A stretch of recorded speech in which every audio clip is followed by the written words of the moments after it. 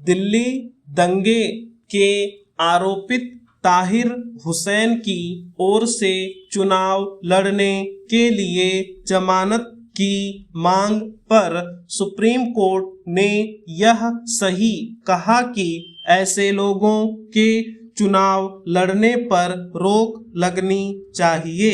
दुर्भाग्य से ऐसा तब संभव नहीं जब तक मौजूदा कानून में बदलाव नहीं होता। इस बदलाव के लिए सरकार को पहल करनी होगी और उसे राजनीतिक दलों का समर्थन करना होगा।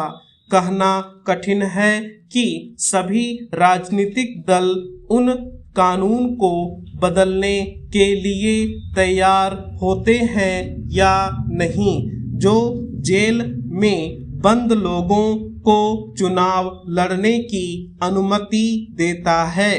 यह अनुमति इस मान्यता के आधार पर मिली हुई है कि दोष सिद्ध न होने तक हर व्यक्ति निर्दोष है। इसके चलते ही कई लोग जेल में बंद होने के बाद भी चुनाव लड़ते हैं और चुनाव प्रचार के लिए जमानत की मांग करते हैं। इनमें वे ही होते हैं जो गंभीर अपराध के आरोप में जेल में बंद होते हैं। विडंबना यह है कि ऐसे कई लोग चुनाव जीत भी जाते हैं क्योंकि वे जाति, पंथ, क्षेत्र के नाम पर या फिर अपनी बेगुनाही का रोना रोकर लोगों की भावनाओं को भुनाने में समर्थ हो जाते हैं। होना तो यह चाहिए कि मतदाता अपने प्रतिनिधियों का चयन परिपक्वता से करे, लेकिन कई बार ऐसा नहीं होता। इसका प्रमाण तब मिला था जब पिछले लोकसभा चुनाव में राष्ट्रीय सुरक्षा कानून के तहत जेल में बंद खालिस्तान समर्थक अमृतपाल सिंह ने पंजाब की खडूर साहिब सीट से जीत हासिल कर ली थी। इसी तरह टेरर फंडिंग में तिहाड़ जेल में बंद इंजीनियर रशीद ने जम्मू कश्मीर की बारामूला सीट से चुनाव जीत लिया था। इसके बाद विधानसभा चुनाव में उसे इस आधार पर चुनाव प्रचार के लिए जमानत मिल गई थी कि वह अपने दल का प्रमुख है।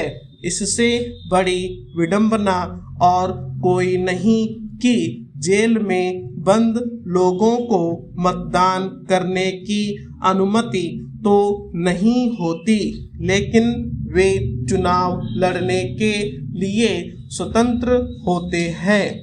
चुनाव लड़ने के लिए जमानत मांग रहे ताहिर हुसैन पर हिंसा भड़काने के बेहद गंभीर आरोप हैं, लेकिन इससे सांसद असदुद्दीन ओवैसी पर कोई फर्क नहीं पड़ा। उन्होंने सब कुछ जानते हुए भी उसे अपने दल से दिल्ली विधानसभा का उम्मीदवार बना दिया।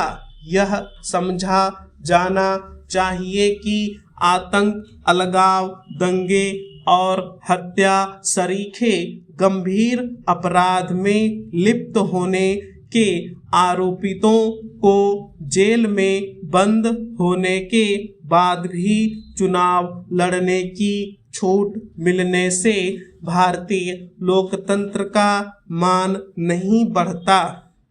इससे तो राजनीति के अपराधीकरण को ही बल मिलता है।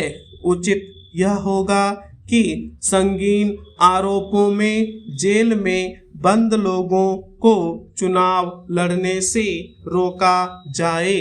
निसंदेह बंदियों के भी कुछ अधिकार होते हैं, लेकिन उनके लिए चुनाव लड़ने को मौलिक अधिकार बना देना बिल्कुल भी ठीक नहीं है।